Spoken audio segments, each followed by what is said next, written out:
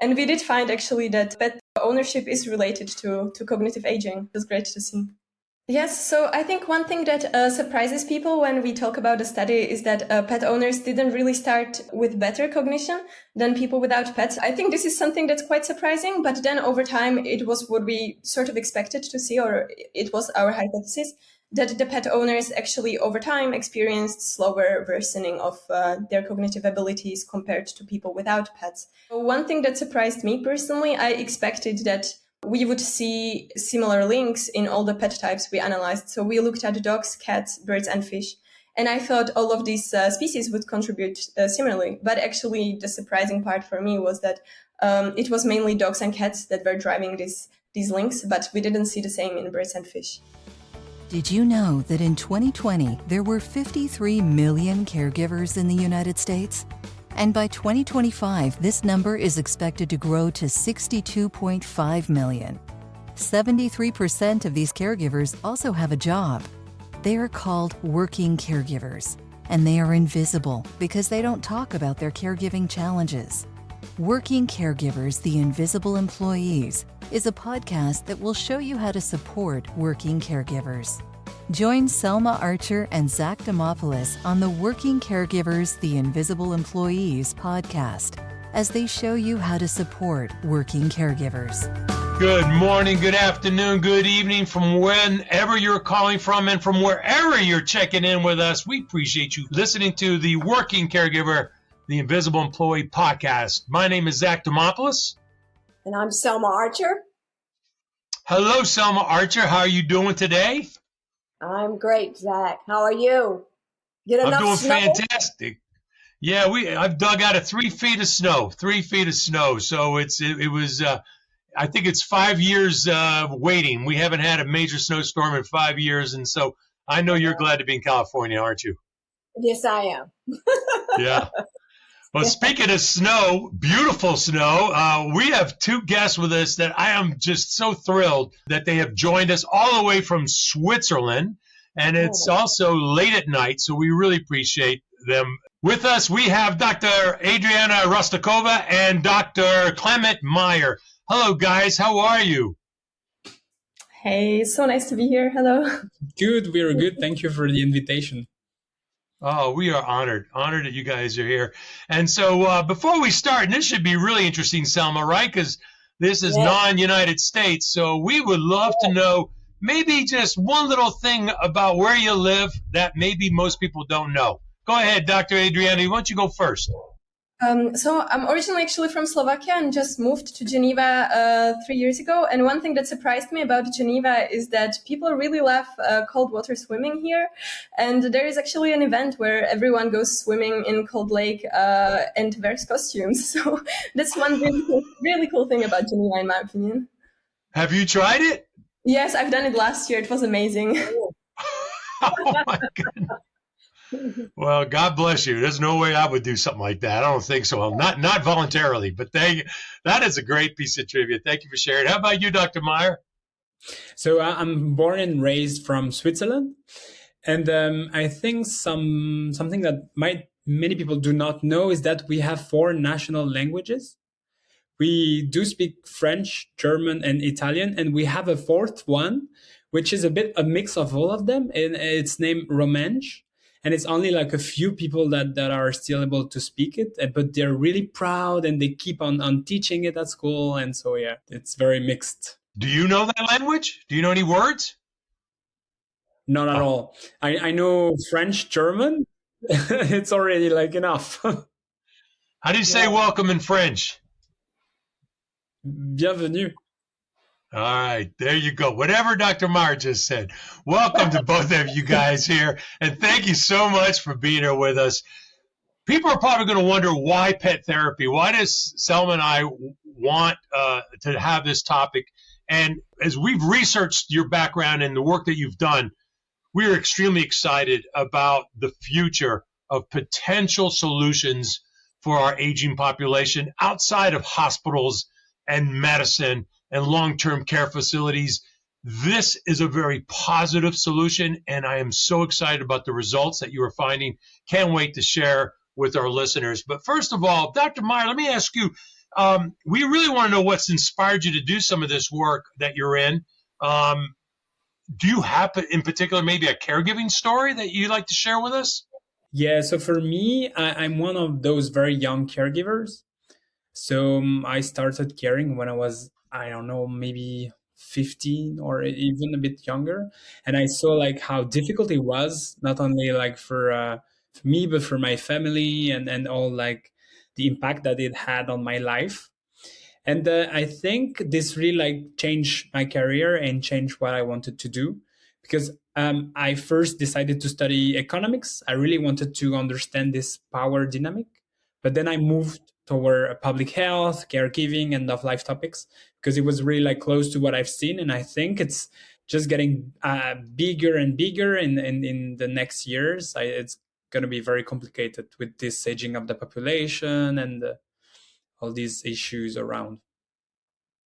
We recently had an interview with a very young caregiver at 10 years old, and the impact that has had on him. Now he's 21. I'm willing to believe that his caregiving experience has really strengthened his capabilities.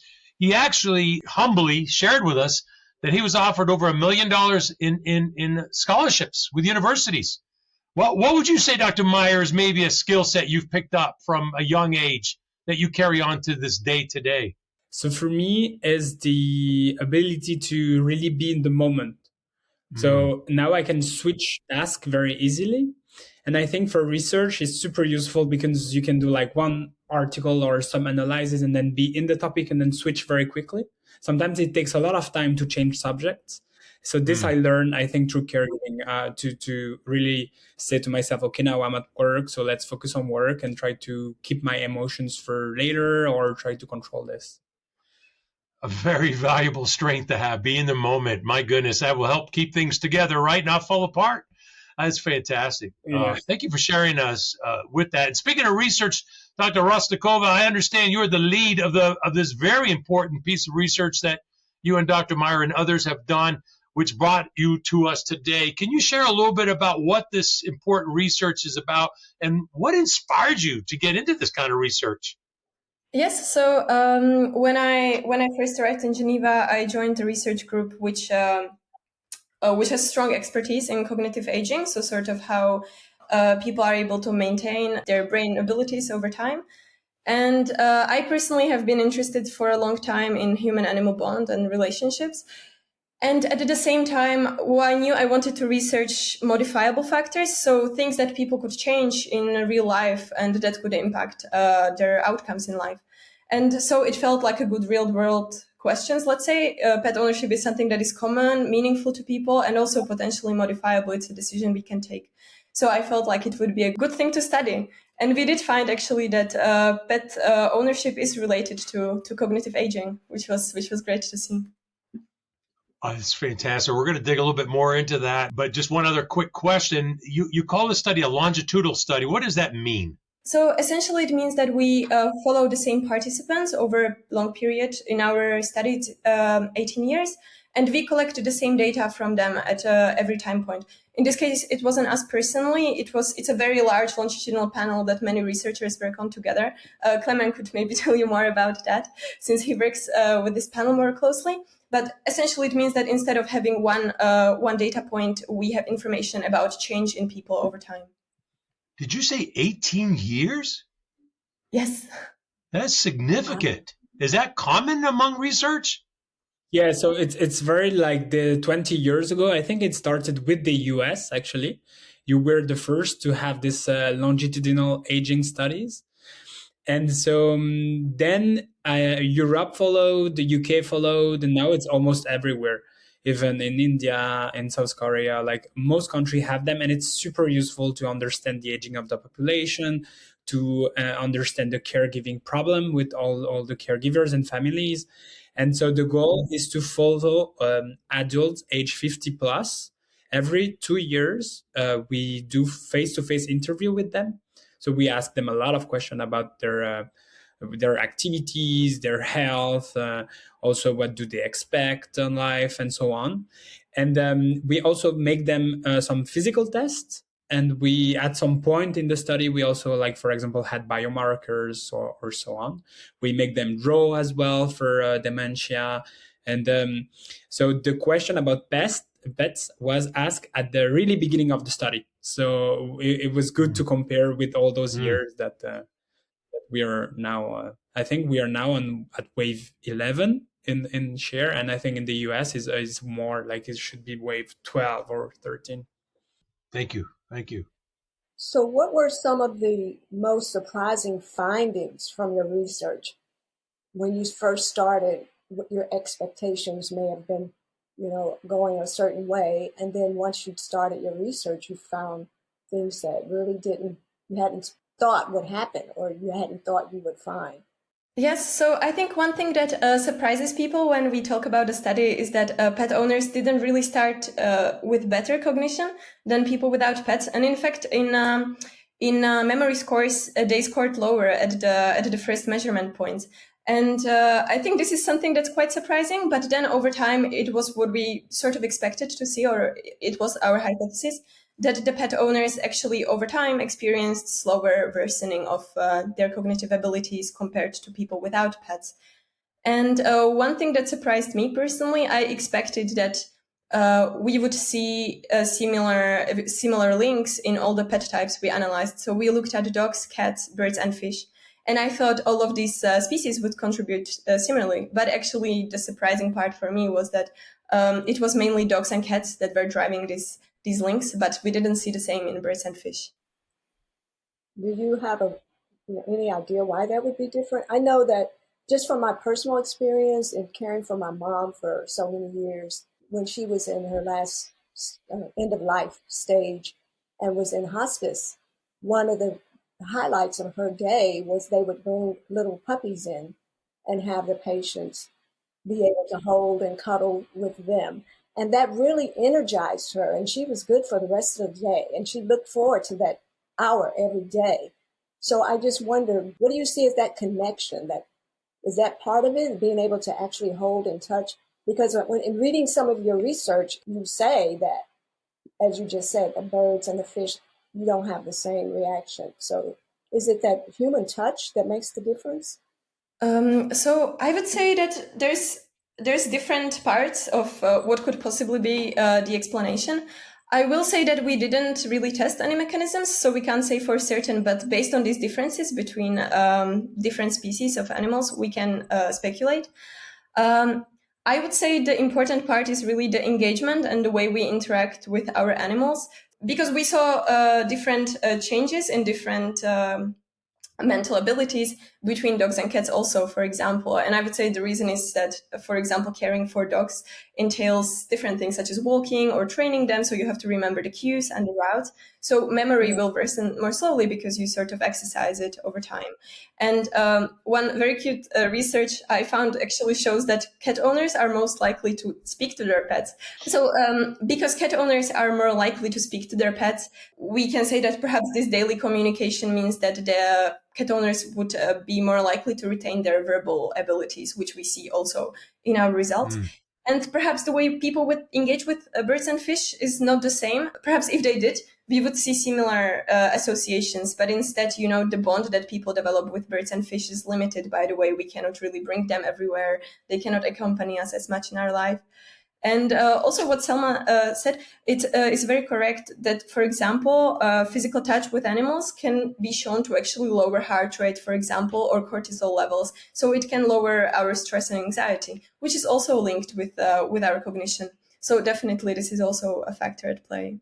Something that we don't know is we just don't know if people got a fish or a bird because they may already have like declining cognition or not, or if they were not able to take care of a cat or a dog. So this could be also a reason, but we did not check with the result we have yet. Okay. Dr. Rostakova, I was smiling when you were talking because my wife and I were huge dog lovers for 38 years. And I will tell you, when I'm having a bad day and I look over at my beautiful pet, it changes me. It totally changes me. And they're so happy to see me. And it does have an impact on me. And I know that your research is so important because with the death of an animal too, as much as we're big lovers, you feel such a grief and you're grieving. So I know that connection is quite strong. Question, what were the age ranges of these 18-year study that you did of your subjects? Yes, so our participants were aged between 50 and 99. So the collection starts with people who are 50. Did you see any significant difference between the age, like earlier age versus a later age? Yes, so what we did was we compared essentially the lower age half of our sample with the half that was older. So for us, this time point was 62.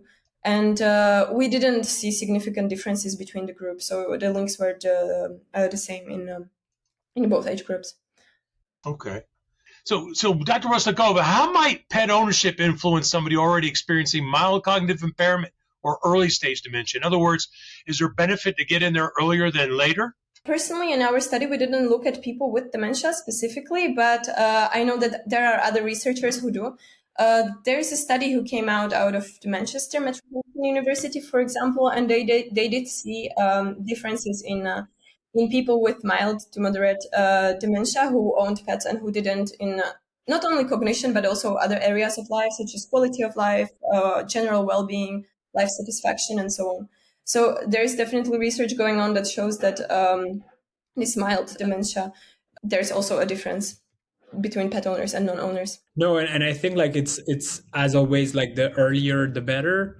So if you really want to slow down cognitive aging, or if you have mild cognitive impairment, I think like having a pet, doing more activities, going out, having more social interactions can really help, actually, for everyone in general, but even more like for people who have like a cognitive difficulties. Like many of the interventions that we're seeing, they're more impactful the earlier. Obviously, I know many people always ask us, "Is there a cure for Alzheimer's? Is there a cure for dementia?" And we, the only thing that we're seeing now is just try to get in there earlier and try to improve quality of life and reduce the impact. So obviously, great benefit for someone who's receiving care, who's a family loved one, with cognitive decline or any other adverse effects of whatever cognitively they may be going through. The care recipient is benefiting. Did you by any chance, either in your research or anecdotally, find that there was some benefits to the family caregiver for that care recipient? It was not like in our research specifically, but when we were doing the literature review, it was explained in different studies that pets actually are a very good icebreaker. And this is super useful for family caregivers to keep having a relationship with the patients or with the people they're caring for. And it's for them a way to break the ice, to find other topic. Whenever the pet is there, they can just like go ahead and have their interaction all together. So for this is very positive. And also like with aging, sometimes you have a lot of mental health problems, and sometimes it's hard to keep the link and to keep people, like to keep the relationship. And with pets is a way to do it, because you can ask questions, you can care for the pets if the person is away, you can and so in that sense, I think it's super useful in the study we've shown. Do you see any downside to the pet ownership and the family caregiver? So it was also mentioned that if the person is not well enough to take care of the pets, then it's the caregiver who have to take care of the pets. And most of the time, they don't feel good getting rid of the pet, either to give to a shelter or to put the pet away. So they keep the pet and they care for the pet, and then financially, like logistically, it's something else that they have to do. So it can be even more exhausting, specifically because it's an animal that they have not decided to have themselves.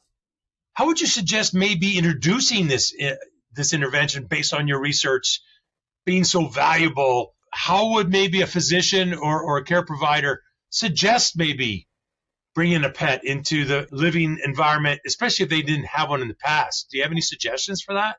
So just to start, I would say that based on our findings, I wouldn't necessarily say that we can recommend obtaining a pet as an intervention to someone who perhaps wouldn't consider that before. A part of this is that our findings are observational. So we see that pet owners tend to have slower cognitive decline, but we don't necessarily know whether it is the pet ownership itself that causes this. There might be some other factors at play. But I would say what these findings show is that if someone expresses the will to have a pet, or they would like to and they feel like it's beneficial for them, there's a possibility that it would also help with their cognitive decline, and therefore it should be supported. Some of the things we discuss in the study are, for example, policies that would be more pet friendly in terms of housing, for example, or aid with veterinary costs, or also pet care for people who are older and who might struggle. For example, here in Geneva, we have an association where volunteers can help older people with walking their pets, for example. And I think interventions or programs such as these ones could help someone who would like to have a pet and would benefit, but might struggle otherwise due to the care burden, actually have a companion like this. I just wondered if you touched on if pet ownership can be or is a bridge between the person that's being cared for and the caregiver. Like many times when the person passes away and that pet is still there, that kind of emotionally helps that remaining caregiver to get through the journey. So what do you think your findings talk to about that? I haven't seen a lot of studies on this, but I think it would be super interesting to investigate this. But I would agree that it would go in the direction you mentioned. I think if they have a good relationship with the pets, and if the pets was very important for the person, it can really help with the grief, and it could be a good emotional support. And I think that's also what we saw in different studies, that people with mental difficulties, they have a very good pet bonding with their animals, and it's super strong and it helps them a lot. They talk a lot to their pets. They also spend a lot of time with them, so it's very reciprocal, like for them to have this. Something I wanted to mention is that all of this is very new, and for example in the UK now they are working on this, they call it social prescription, when a physician can say, okay, for your health, you have to do some activities, and then they can prescribe some football class or other sport or other outdoor activities. And I think, to me, having a pet could also be like a social prescription at some point for someone that is super isolated or do not have a lot of contact with the outside world. Say, okay, maybe you can try to go to the shelter, adopt a dog for a while, and see like if it's working or not, because it doesn't have to be like forever as well. You can just try. That's an excellent vision. I love that. That's great. How do you think employers, leaders, and HR can incorporate your findings into supporting their employees who are caregivers? I think it's again like a very new topic, and in Europe and also in other parts of the world now there is this whole movement toward like compassionate communities, compassionate universities, compassionate workplace. And I think what they are doing is super useful because it bring back caregiving, death, dying, grief as an important topic, and it allow people to have the opportunity to talk about death, dying, caregiving at work, to receive some help, to be able to maybe have some days off. So with the pets, I think as Adriana mentioned earlier, if we have more friendlier policies where you could take your pet at work, or if you can have if your boss would let you go to the vet with your pet during your work hours, I think those type of things could be very useful. Right, that's helpful. So in summary, before we get to getting information about how people can contact you, I just wondered if each of you could talk about in terms of your research, your aha moment.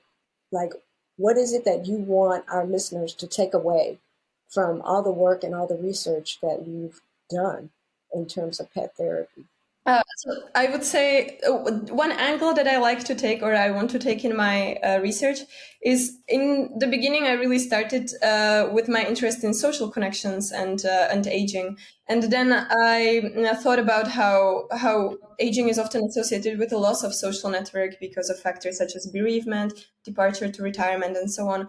And then I thought about how pets can become almost like a part of our social network and an alternative form of connection. And I think, perhaps we can consider pets as a resource that we can use as a connection. And also in terms of the differences between different pet species that we discussed, perhaps based on our findings, it would be good for people to consider how they engage with their pets and the way they interact with them, and how that these small interactions can also actually help their cognition as well. What about you, Clement?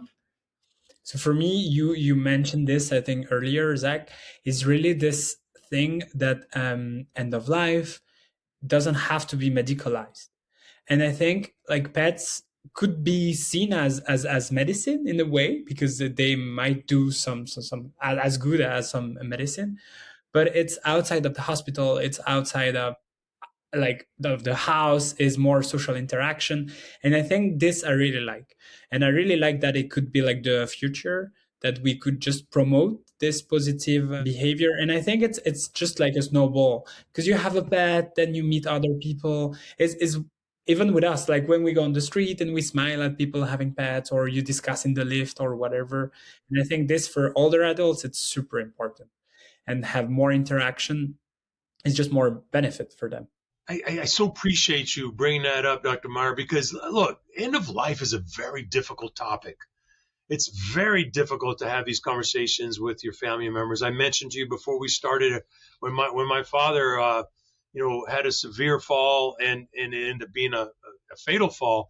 I had to have that discussion with him about the future quality of life. Do you mind? I know that we're getting a little bit off pet therapy topic here and your research, but you also are doing research on end of life and how to help with emotional suffering. Can you just take a minute, since we have you here, and share what you're finding, what you're working on? Yeah, and I can also link it with the pets, because actually like the biggest problem we are seeing in most countries is that death is a complete taboo. We talk a lot about death and people dying with all the events that are happening and with war and so on, but we never talk about our own death. And this is very problematic, because then you don't prepare. And if you're not like preparing or discussing, then whenever you have to make decisions, or whenever you reach that point, you're not ready, and it's messy, and it can be very painful for the families, for the patient as well, because we don't know what to do. So we tend to do way more, and then they are over treated. It extends the period of life. I think two things with pets. The first one is that pets are also like one of the first time you see death, when you're younger. And I think it could be a first step for discussion, and it could be like a first way of interest and introducing the subject. And the second thing is, for me, I don't get it, because you see very different legislation in different countries with assisted dying, for example. And in Switzerland, we can do this. I know in the US, in different states, you can as well do it. And for many people, their pets are their family member. And for them, there is like no issues at all at doing euthanasia when the pets can just not live anymore. But for family member, it's somehow a problem in many countries. And now that we live so long, and that we can like extend life that much, the question of whether like, should we do assisted dying, should we let the option that like being available for everyone, is for me, is this difference between pets and non-pets with this question is very interesting. Why would you say yes for your pets but not you love them both? No, so yeah. Wow, that could be a philosophical debate that we don't have enough time for, but that is an excellent point. Dr. Rosakova, are you working on anything new and exciting that you can share? Yes, actually, we touched on it a little bit before. That we within this study we did not look at mechanisms. So the new project that we will be working on this year will actually look a little bit on the potential interactions that might or might not contribute to the changes in cognition. What do you hope to find? Can you share, or do we have to wait till your results? You will have to wait and see, but Just like a good movie, a good trailer. I would expect that probably there are certain interactions, certain engagement that will relate to changes in cognition more than others. Yes. Thank you both for all of your wonderful insight. Just before we leave, can each of you just share with our listeners how they can find you and learn more about you and more about the great work and research that you're both doing? So I work at University of Geneva, so you can definitely have a look at the page of our research group. I personally work on pet ownership, but my colleagues work on different aspects of cognitive aging. So via our research group's page, you can find out about this research. And for you, Clément? It's the same I work at the University of Lausanne in Switzerland as well. But I think the easiest is via LinkedIn. If you're interested, we do post everything that we do and we do share. So if you're a LinkedIn user, go ahead and just...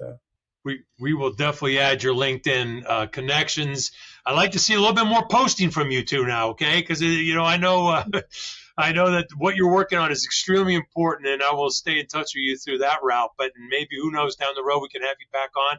Thank you both for your time and for the work that you're doing. It's so important, and I'm just so glad because we are big animal lovers in this household, and I know that they give us tremendous benefit, but it was nice to read about it and understand it academically. So I really appreciate the work you're doing. Thank you. And thank you very much for having us on your podcast. Thanks to you. Yeah, it was super nice. Thank you for tuning in. Be sure to catch new episodes of Working Caregivers, the Invisible Employees podcast, every other Tuesday. Please also visit our website, invisibleemployeeadvocates.com, to subscribe to our newsletter, purchase our book, and learn more about how we can help you strengthen your workplace to become more supportive of working caregivers.